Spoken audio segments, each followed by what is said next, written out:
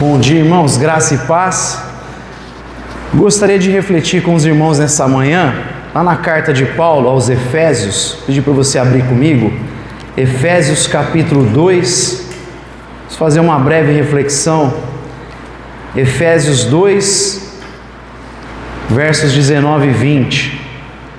Efésios capítulo 2, versos 19, 20, vamos até o 22.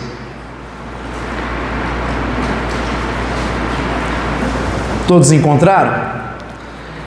Diz assim: assim já não sois estrangeiros nem forasteiros, mas concidadãos dos santos e da família de Deus, edificados sobre o fundamento dos apóstolos e dos profetas, sendo o próprio Cristo Jesus a principal pedra angular. Nele todo o edifício bem ajustado cresce para templo santo no Senhor. E nele também vós juntamente sois edificados para a morada de Deus no Espírito. Pai, nós te damos graças, pedimos que nesse momento teu Espírito venha conduzir essa reflexão e abrir o nosso coração para absorver a tua palavra, que ela venha nortear nossa vida em cada área, em cada aspecto. É o que nós pedimos em nome do teu Filho Jesus. Amém. Bem, meus irmãos, nós, na nossa temática, refletindo sobre vários aspectos da vida, iniciamos falando sobre o casamento à luz da Escritura. Falamos da família, mas focando nas 3 primeiras reflexões no casamento. Qual é a visão bíblica de casamento? Depois nós falamos sobre educação e também fizemos 3 reflexões, não apenas focado na educação dos filhos, mas num sentido até amplo, escolar, nós vimos sobre educação. E hoje eu gostaria de começar um novo aspecto, refletir sobre um novo aspecto da vida, que é a igreja. E por incrível que pareça, meus irmãos, uma das áreas menos refletidas pelos evangélicos é exatamente a natureza da igreja. Quem nós somos como igreja? Talvez porque nós acostumamos, convivemos como igreja, muitos são nascidos no ambiente cristão, a gente não reflete em coisas que para nós parecem óbvias, mas com o passar do tempo, nós vamos assimilando questões que não estão na Bíblia, ou que vão contrário às Escrituras, e isso vai formando a nossa visão de igreja, muito mais baseada em costumes, muito mais baseado muitas vezes numa cultura não cristã. Isso vai moldando a nossa vida quando o texto nos chama sempre a olhar para as Escrituras e confrontar a nossa própria vida e confrontar o nosso jeito de se organizar como igreja, para que nós venhamos a construir à luz do que a Bíblia diz ser a igreja. E eu gostaria então de olhar para esse texto de Paulo e destacar algumas marcas que Paulo fala dessa igreja.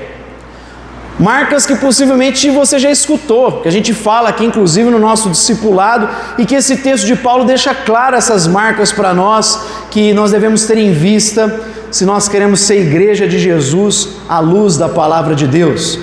E a primeira marca que eu gostaria de destacar com vocês é aí nos primeiros versos, quando Paulo diz: assim já não sois estrangeiros, nem forasteiros, mas concidadão dos santos e da família de Deus. Os versos anteriores, Paulo vem falando sobre o muro de inimizade que Deus quebrou. Não tem mais inimizade entre judeus e gentios. O povo de Deus não se limita aos judeus. Inclusive em Romanos 9 ele diz que o Israel de Deus sequer é o étnico, é o povo que recebeu as leis. O Israel de Deus são os chamados de Deus, aqueles que são frutos do milagre de Deus. Esse é o Israel de Deus. Então Paulo está dizendo assim: olha, por mais que a salvação vem dos judeus, há judeus que são de fato Israel de Deus, esse muro foi quebrado e agora Deus está unindo uma grande família de judeus e gentios. Gentios são os não-judeus, são moradores de todas as nações que Deus está reconciliando em Cristo Jesus e formando um só povo. E essa é a marca, a primeira que Paulo descreve, é que a igreja é católica. Paulo fala da catolicidade. Eu sei que quando a gente fala isso, tem um monte de evangélico que abre o olho, assim, arregala o olho. Como assim, pastor? Nós somos protestantes, nós somos evangélicos, como católicos. é porque a gente não sabe o sentido do que significa católico. A palavra católico significa universal. Aí você vai dizer, ixi, outro problema, né? Universal. Também não é essa universal, né? Quando a Bíblia fala sobre catolicidade, a ideia de catolicidade aqui que Paulo está trazendo, né? A ideia aqui presente, é que nós, quando olhamos, devemos ter em mente que nós não somos a única igreja de Cristo Jesus. Nós não somos o único povo de Cristo Jesus, como os judeus se enxergavam. Povo exclusivo, fechado, tinham dificuldades inclusive de se relacionar com não-judeus. Não sei se você se lembra de Atos 10, quando Pedro está no terraço de uma casa, ele tem uma visão de um lençol cheio de animais e diz assim, mate e coma. Aí o vegano fica assim, como, meu Deus? Ele escandaliza o vegano. Deus gosta de churrasco, tá vendo? Mate e coma. E aí ele fala assim, eu não posso comer o que é impuro. E aí o anjo diz, não chame de impuro aquilo que Deus purificou, vai dizer o anjo. E aí duas pessoas vêm ao encontro de Pedro, o anjo o orienta, e ele vai à casa de Cornélio. Quando ele entra na casa de Cornélio, o Espírito Santo vem sobre todos aqueles homens. Aí Pedro fica perplexo. Olha só, o Espírito Santo é derramado sobre não-judeus. Só que Jesus já tinha falado isso para ele. Mas a dificuldade como judeu de entender que a igreja é ampla, ela não está restrita aos judeus. Então, quando a gente fala de catolicidade, é entender que a igreja de Cristo Jesus, ela tem mais de 2000 anos, ela não está restrita à nossa igreja local, essa igreja é ampla, e a gente tem que aprender com essa igreja ampla. Nesse sentido, o próprio nome Igreja Católica Apostólica Romana é contraditório, porque se a igreja católica é a igreja universal, é a igreja na sua plenitude, é a igreja completa, não tem sentido falar igreja completa de Roma, né? É meio contraditório o nome. Como é que é a igreja universal de Roma? O próprio nome ele é contraditório com o sentido da expressão catolicidade. O que Paulo está dizendo, tanto para os efésios como para nós, é termos esse olhar pleno para a igreja. Eu faço parte de uma igreja que está dispersa pelo mundo inteiro e ela vem de milênios. Eu não posso romper com essa igreja ao longo dos séculos. Isso é um problema, porque há muitas décadas existem movimentos, vamos resgatar a igreja primitiva, o ideal da igreja, e como se eles estivessem livres de qualquer tipo de influência cultural, de pressuposto. Eles rejeitam a igreja ao longo da história, nos seus 2000 anos, e querem resgatar aquela igreja dos primeiros dias. Aí tem muito que nessa onda entra nessa ideia de desinstitucionalizar a igreja, uma igreja mais simples, nas casas, sendo que no próprio Novo Testamento a gente vê essa institucionalização de modo incipiente. Pessoal organizando a diaconia, colocando presbíteros, colocando diáconos, pastores, tinha toda uma organização, tinha doutrina. Não existe essa liberdade total que muitos assim tentam fazer nos nossos dias e o fazem justamente porque perderam o sentido de catolicidade. Se torna uma espécie de seita, como se eles fossem os únicos que conhecem a Escritura, achando que a tradição deles é a única. Então, eu sou batista, eu sou presbiteriano, e às vezes ele só consegue ter relação com os seus, com aquele grupo, ele não consegue perceber que o outro também é irmão em Cristo Jesus, porque ele perde essa capacidade de ter em vista o conceito de catolicidade. Existe, como eu falo muitas vezes, aquele esnobismo cronológico. Olha para o passado achando que nós temos mais lucidez do que homens ao longo da história da igreja que eram cultos, intelectuais, gente brilhante, que tinha uma dedicação e um zelo para entender a Escritura e deixaram tantas coisas para nós, e hoje tem um monte de gente esnobando isso, achando que está na era da tecnologia, a gente conhece mais do que eles. O fato da gente ter acesso a muita informação não significa que o nosso povo é culto. Basta olhar para os adolescentes de hoje e ver a dificuldade de concentração, que é fruto especialmente das tecnologias. Eu dou aula e sei disso.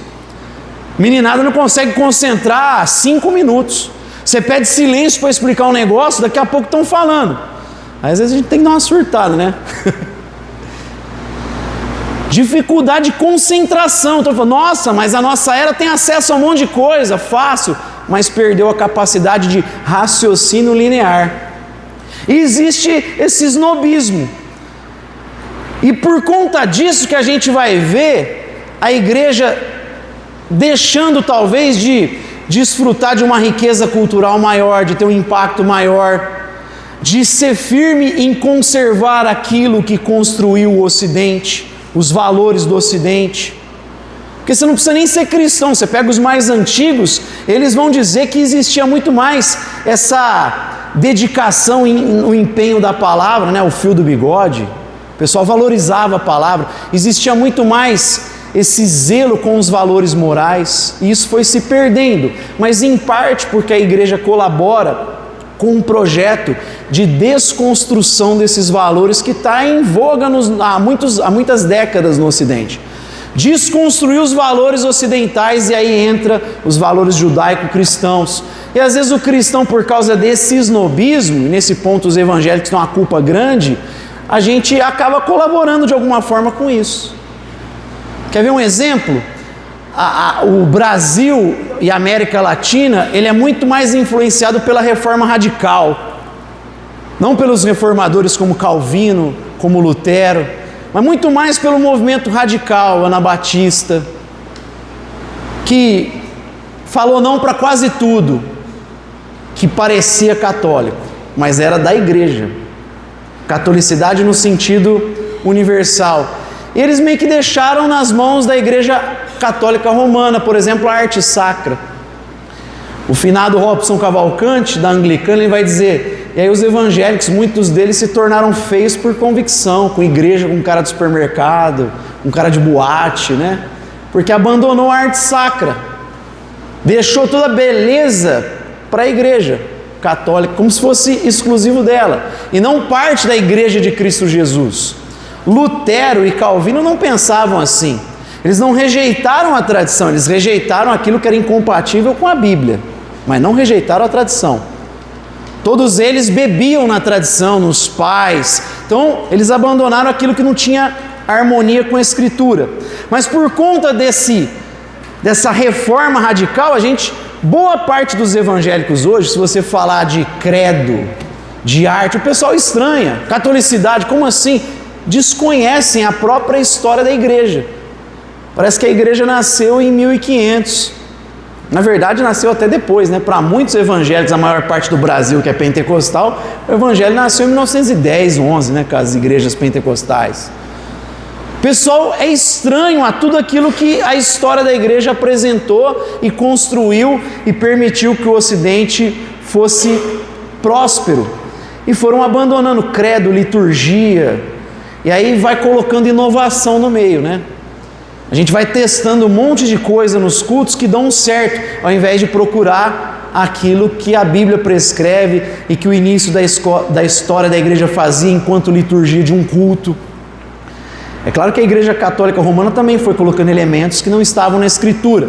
E aí os reformadores, olhando para a Bíblia e olhando também para os primeiros anos, vão colocando uma liturgia compatível com a Bíblia e com aquilo que os primeiros cristãos entendiam. Então, na verdade, a gente precisa da catolicidade, inclusive para entender a própria Bíblia, para entender o cristianismo.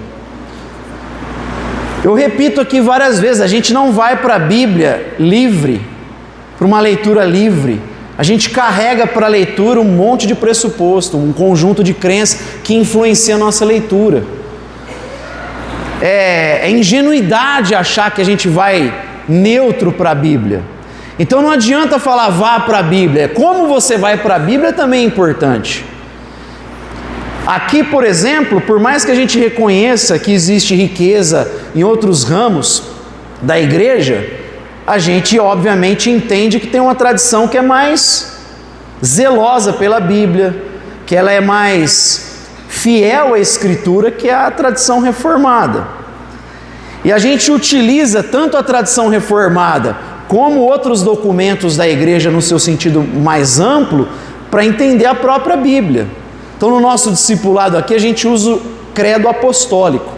Crê em Deus Pai Todo-Poderoso, Criador dos céus e da terra. Crê em seu Filho Jesus, único Filho, nosso Senhor.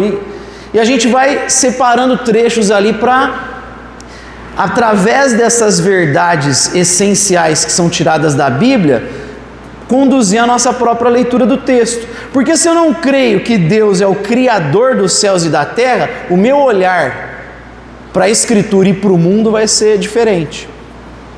Eu vou olhar para algumas áreas da vida e não vou procurar nela o sentido que Deus colocou. Isso aí, até inconsciente, a gente vai fazer isso. Se eu não creio que Cristo inspirou, que o Espírito inspirou os autores bíblicos, eu vou para a Bíblia de outro jeito.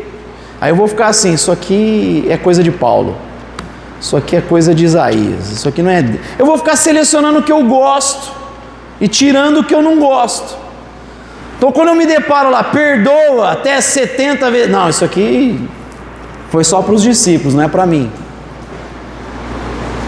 A gente precisa dessa comunidade histórica para moldar a nossa leitura das Escrituras e também aprender com a comunidade no seu sentido mais amplo. Quer ver uma coisa que para mim há muitos anos atrás era estranha? E para muitos até hoje, né? Você usar crucifixo, você usar sinal. Eu me lembro que há muitos anos eu ouvi esse mesmo bispo que eu citei aqui, falando que por conta da sua vestimenta, ele aconselhou no aeroporto, aconselhou casal.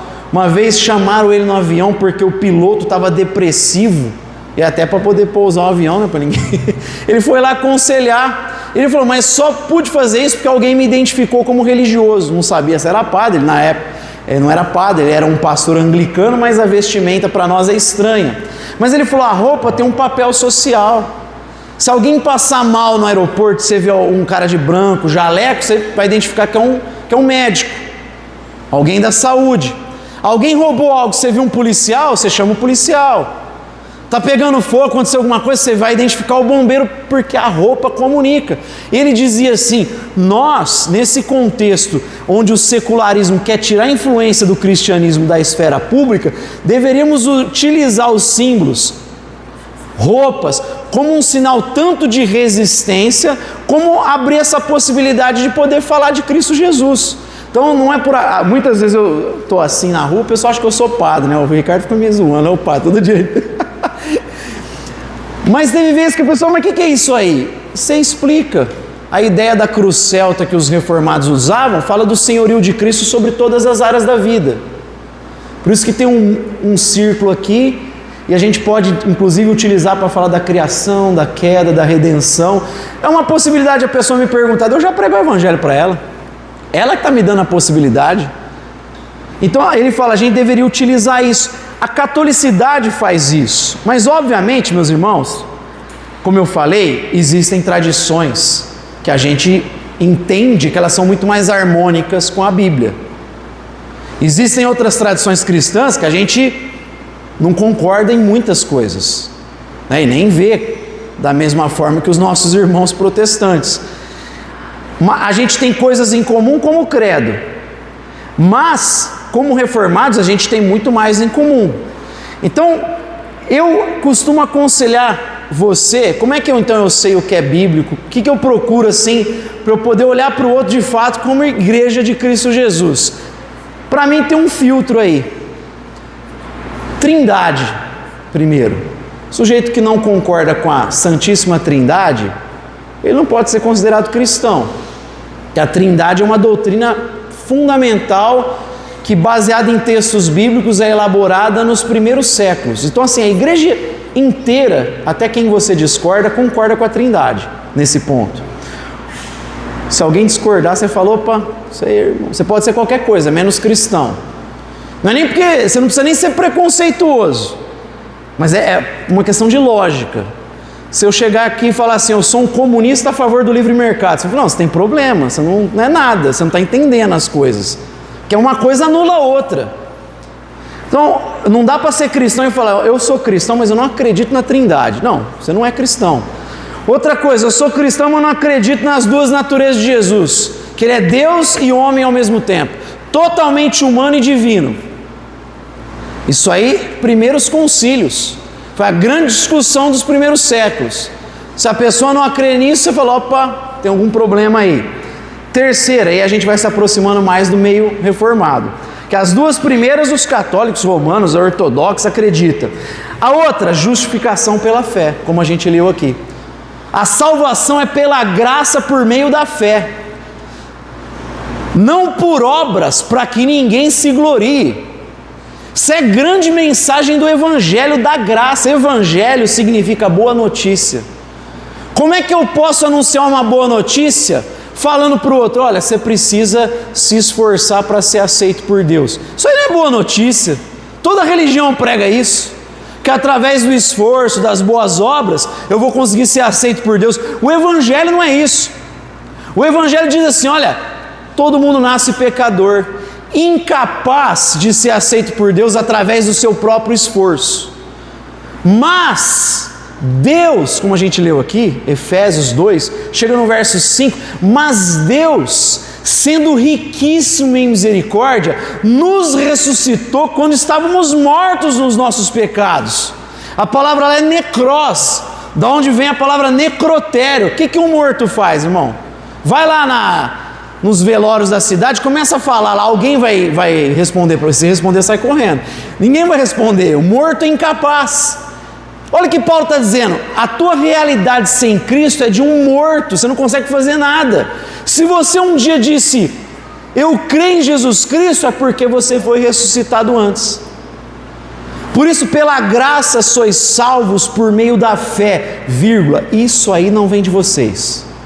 O que não vem de nós? A salvação pela graça por meio da fé. Nem a fé vem de nós. A fé é um dom do Espírito Santo colocado no nosso coração.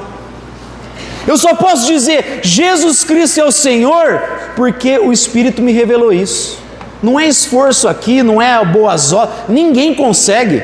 Como é que você vai suprir uma dívida com Deus, se você é finito e Deus é infinito? Como é que supre? Impossível. A gente só é aceito pelo Pai porque Cristo, sendo Deus, e pagando essa dívida infinita, morrendo pelos nossos pecados, e sendo homem, representando a humanidade caída, só através disso que eu posso ser aceito, por isso que é pela graça. Então, para nós, um filtro aí para você falar, meu irmão em Cristo, justificação pela fé. Eu sou justificado pela fé. Quem não concorda com isso aqui, não dá para a gente olhar como parte dessa igreja. Justificar, a Bíblia é clara, isso aqui é caro para nós. E o último aí para filtro, a autoridade das Escrituras. A Escritura é a autoridade máxima. Não é o pastor Jonas, não é o pastor Levi, não é o Papa, não é a autoridade da Bíblia. Ela é a autoridade sobre a vida da igreja. Então, são 4 coisas aí que deveriam nortear a nossa visão de o que é a igreja, quem é a igreja de Cristo Jesus. Claro, questões triviais a gente pode ter alguma divergência, mas não naquilo que é determinante. Essas 4 coisas são essenciais. Primeira coisa que Paulo está dizendo então é sobre a catolicidade. A igreja é ampla, não está restrita a um povo. A tradição cristã ela é ampla também, a protestante também é ampla. A gente tem várias tradições e a gente deveria aprender com todas, inclusive, né, dos nossos irmãos aí. Segunda marca que a gente pode ver aqui no texto é que a igreja é apostólica. Paulo fala aqui, edificado sobre o fundamento dos apóstolos e dos profetas. A igreja é fundamentada naquilo que os apóstolos e os profetas nos entregaram, ou seja, a Bíblia, a Escritura. Então a igreja é apostólica, ela recebeu o ensino dos apóstolos, dos profetas do Antigo Testamento, dos apóstolos do Novo Testamento, e a gente não altera isso, a gente não muda isso, a gente não fica revisando isso. Isso é palavra de Deus inspirada. A gente constrói a partir dela, a gente não muda nada, a gente preserva ela. Atos 2,42, perseveravam unânime no ensino dos apóstolos. A igreja persevera nisso. Se Lucas está dizendo que a igreja perseverava, é porque existe um risco dela abandonar algumas coisas ao longo da jornada, como muita gente abandona. Nos nossos dias está cheio de pastor liberal falando de atualizar a Bíblia. Vamos atualizar a Bíblia. Precisa rever algumas coisas. Será que a gente vai continuar chamando algumas coisas de pecado? Se a Bíblia diz sim. Não é porque isso vai me tornar impopular, vou ter menos views, não importa. Que eu vou ser perseguido de repente. Eu tenho que seguir o que a Bíblia fala. Ela é inspirada por Deus. Ela fala, casamento é a união de macho e fêmea. E é assim que a gente persevera. Não importa se existe uma pressão de um grupo que faz escândalo, faz barulho, que é uma minoria na verdade, é pequeno, um grupo que é pequeno, só que faz muito barulho porque tem o poder das mídias. E que fica tentando pressionar a igreja para reescrever a própria Bíblia. Eu não vou fazer isso, que me prenda, mas a Bíblia, o ensino dos apóstolos, é nele que eu tenho que perseverar. Ou que começa a negociar para ser mais aceito, né? E aí começa, ao invés de se submeter a Cristo e olhá-lo como Senhor da nossa vida, começa a tratá-lo como se ele fosse nosso empregado, como essas igrejas da televisão. E para você que está a primeira vez, a gente não concorda com nenhuma dessas da TV, tá? Essa turma aí mágica, que esse evangelho místico, esotérico, tem nada a ver com a gente, tem nada a ver com a Bíblia, que trata Jesus como se ele fosse um office boy do crente, que se você dizer a palavra certa, ele vai agir ao teu favor. Essa religião que fica manipulando a divindade, isso não tem nada a ver com o evangelho. Que se eu dizer em nome de Jesus, aí pronto, vai acontecer porque eu falei a palavra mágica, como se essa expressão fosse abracadabra, Shazam. E agora Deus fala, vixe, agora tem que fazer, porque ele falou a palavra mágica. Não, a gente entende que em nome de Jesus eu oro por aquilo que Jesus oraria. Eu oro de acordo com a vontade de Deus. Porque o mesmo Paulo aqui em Romanos, quando ele está escrevendo aos Romanos, no capítulo 8, ele fala que a gente não sabe nem orar. Nem orar a gente sabe. Mas o Espírito intercede por nós para que a gente ore de acordo com a vontade de Deus. Então não tem nada a ver com esse grupo aí que fica, fala isso para Jesus, dá uma palavra de ordem, porque se você fizer pela fé, Deus vai cumprir. Uma vez eu recebi um folheto da Igreja da Graça, do R.R. Soares, e falava exatamente assim no folheto: orar em nome de Jesus, aliás, dizer na oração seja feita a tua vontade, pode até parecer piedoso, mas além de não adiantar nada, estraga a oração. E aí no artigo dele, ele dizia que tinha que colocar Jesus na parede, pressioná-lo, fazer as suas exigências pela fé. Eu li e falei, não é possível, cara, e a igreja lotada. Então tem gente que não persevera na escritura para poder trazer pessoas. Por que o ser humano do mundo não quer ouvir que ele consegue manipular a divindade? As religiões antigas faziam isso. Você pega os maias no México, os caras achavam que conseguia controlar as divindades lá, manter a ordem através dos sacrifícios, dos cultos deles. O ser humano pensa assim, mas o Evangelho fala, não é assim não, amigão. Persevera na palavra, nosso compromisso é com essa palavra, não atualizá-la. A autoridade apostólica é isso, é a autoridade da Bíblia sobre nós. Nós temos autoridade como pastores desde que estejamos submissos à autoridade dos apóstolos. Então não existe apóstolo hoje. Essa turma aí que se identifica como apóstolo, isso é tudo conversa. Apóstolo, como a gente brinca, né? Bom, é apóstolo que está morto já. Na verdade não estão mortos porque estão em Cristo Jesus, né? Mas não estão entre nós aqui. Apóstolo é Pedro, Tiago, João, Paulo, nascido fora de época, uma revelação direta de Cristo. Esses aí são apóstolos. Eles nos entregaram a Bíblia. Tanto que em Efésios, no capítulo 4 dessa carta, ele vai dizer assim, que Deus entregou apóstolos, profetas, evangelistas, pastores e mestres. Esses três entregaram para nós a Bíblia, profeta, apóstolo, evangelista, os evangelhos. E aí ele separou pastores e mestres, que é uma função dupla. Também tem um pessoal que não entende, né? Ah, o fulano de tal, ele é pastor. Ele não conhece muito Bíblia, teologia, mas ele é um pastor. Não, ele pastoreia com base em quê, então? Da cabeça dele, ele fala? Ele cuida dos outros e aconselha com base em quê? Ele pode ser amoroso, tem um certo pastoreio no sentido de cuidado, mas a Bíblia tem que estar presente. Ele tem que estudar. Como que ele vai aconselhar sem conhecer? Que é uma dicotomia, uma divisão que é feita aí há algum tempo, não só no Brasil como no Ocidente. Ah, tem o pastor e tem o... Não, é pastor-mestre, é uma função dupla. Ele cuida ensinando, ele ensina e ele está cuidando. Então ele está falando assim, os apóstolos deram isso aqui para nós e a gente preserva. Então, se eu ouvir qualquer pessoa falando que existe apóstolo hoje, corre que isso aí é armadilha. Não existe apóstolo. Nem a mulher dele apostila. Não tem esse negócio aí.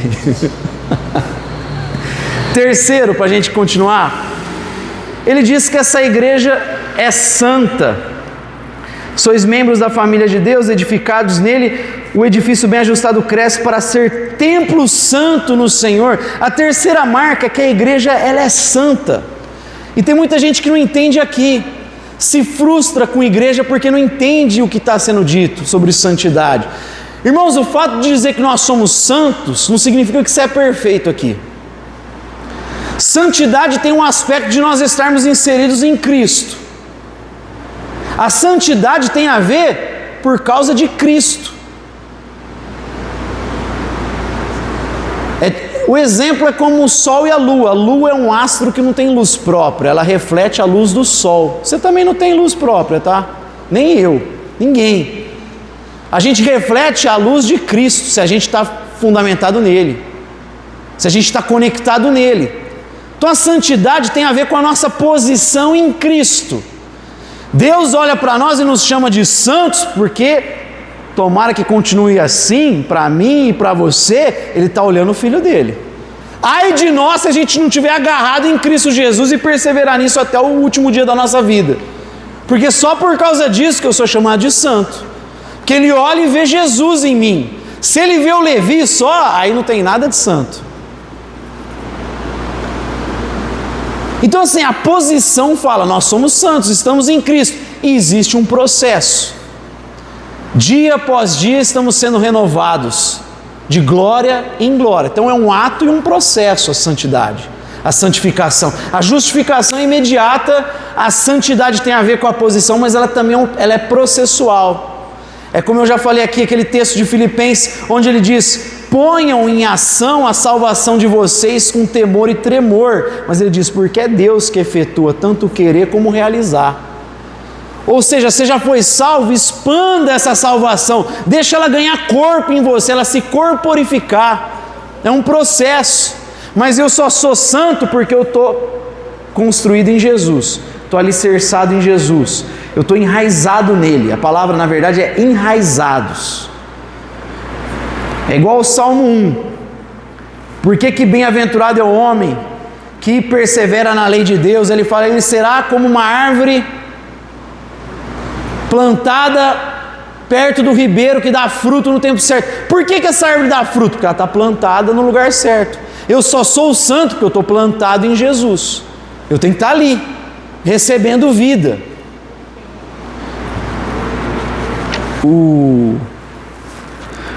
O Francis Schaeffer, ele vai usar lá, falar que é meio paradoxal isso, né? A santidade.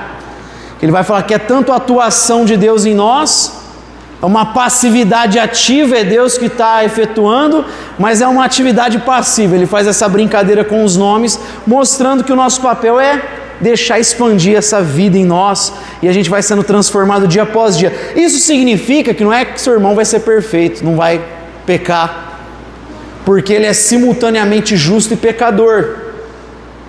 As águas do batismo não afogaram o velho homem ainda. O miserável está nadando ainda, até hoje. As pessoas não entendem isso e por isso se afastam da igreja, porque se frustraram, o irmão não deu bom dia, não falou com ela, e ela se frustra.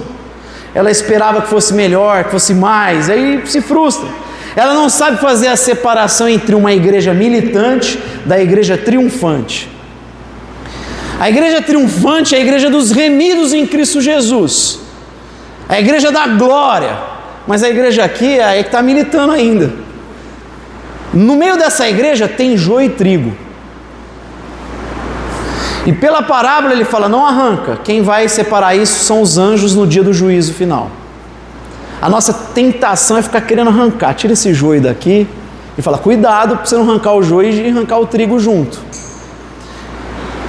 Agostinho falou isso num contexto onde parte da igreja queria rejeitar alguns irmãos que no período da perseguição negaram a fé e depois se arrependeram.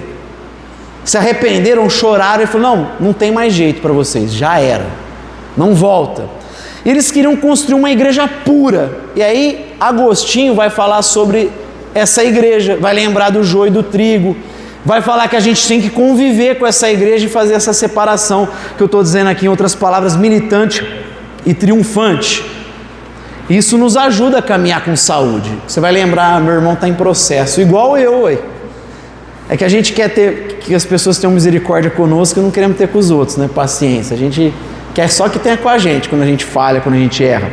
Lembra, meus irmãos, do alerta do teólogo Dietrich Bonhoeffer, que morreu na época do nazismo, defendendo os judeus. Ele acabou sendo enforcado por lutar contra o nazismo. Ele era alemão, mas estava lutando contra aquilo. Um dos poucos cristãos que estavam contestando Hitler, porque parte da igreja tinha abraçado o discurso.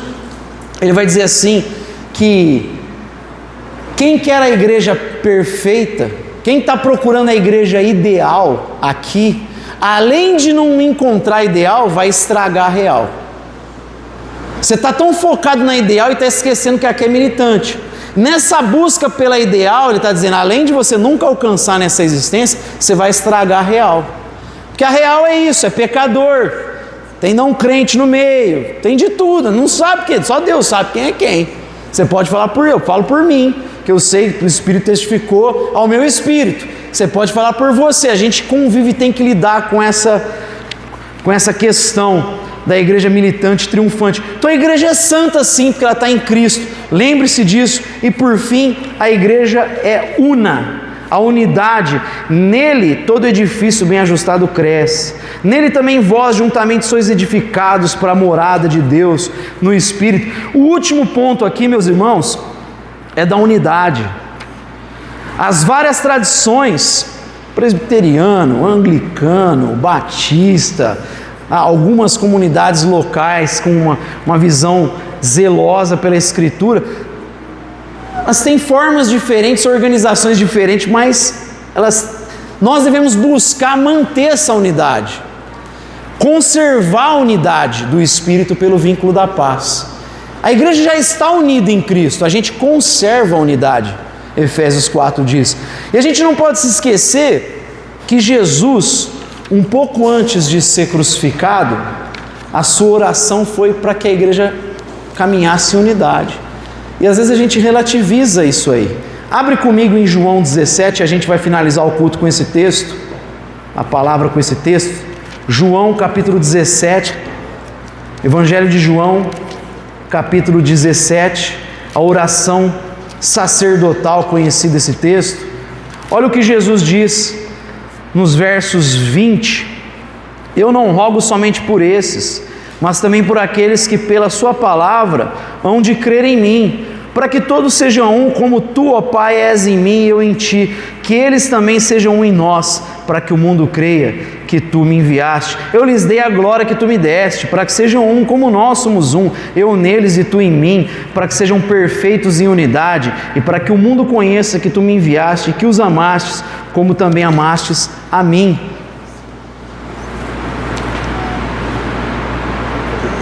A primeira coisa que Jesus está falando aqui nesse texto é que se a gente não anda em unidade, a gente nega o valor da fé. Porque assimilar a fé em Cristo implica em conservar a unidade que Ele está clamando aqui. A gente precisa preservar a unidade, porque Jesus está clamando por isso. Quando eu nego, quando eu não ando em unidade, não procuro ter unidade com irmãos em Cristo, a gente está negando o valor dessa fé. Primeira coisa, que Jesus está falando, assimilar a fé é conservar a unidade. Segunda coisa que Ele diz aí, é a gente quando não anda em unidade, não procura ter unidade com outros irmãos, a gente nega a fé trinitária, porque a gente crê que o nosso Deus é 3 em 1, Pai, Filho e Espírito. Ou seja, tem diversidade e unidade. Eu não tenho que ficar andando só com igualzinho em tudo, do jeito que pensa, se organiza. Eu tenho que procurar ter vínculo com os meus irmãos em Cristo Jesus nas suas diferenças. Não naquelas, obviamente, que vão além da Escritura. Mas às vezes a gente se separa por questões assim, irrelevantes. Quantidade de água para o batismo.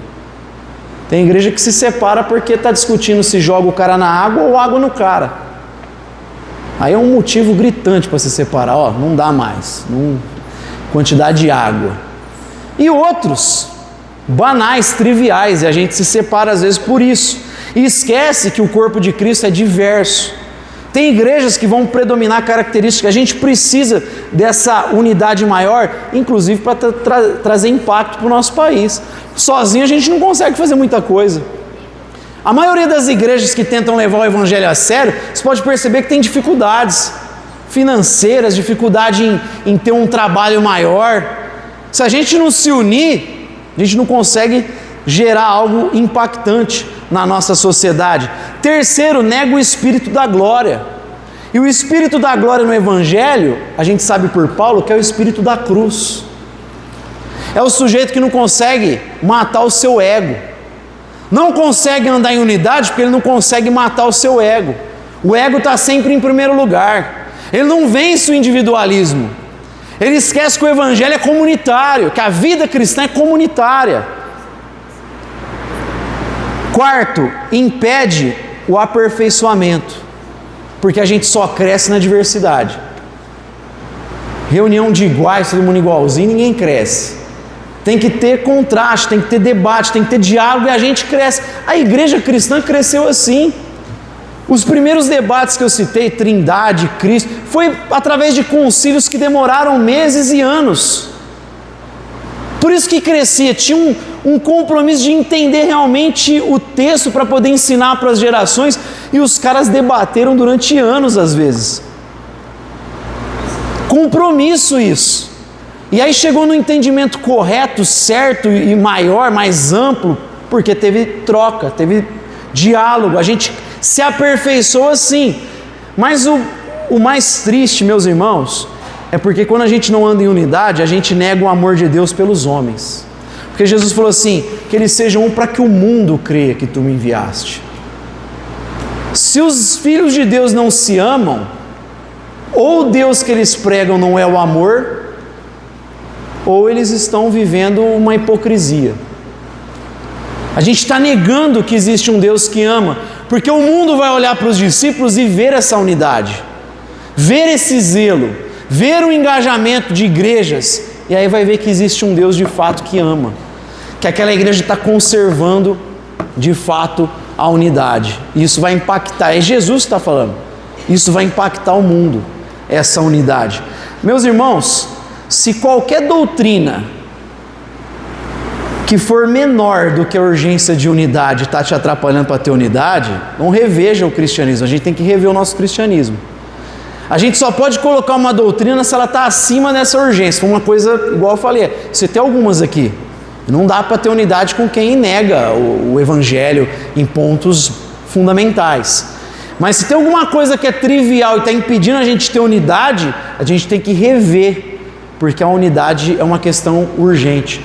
Então hoje eu queria trazer essas primeiras 4 marcas que Paulo está falando aqui em Efésios. A igreja, ela é católica, ela abarca várias épocas, contextos diferentes. A gente precisa aprender com a igreja inteira.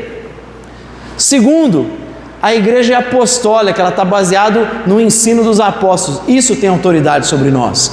Terceiro, que a gente viu aqui, a igreja ela é santa porque ela está enraizada em Cristo Jesus. E por fim ela é una. Nós temos unidade uns com os outros. Amém? Vamos ficar de pé, ter uma palavra de oração.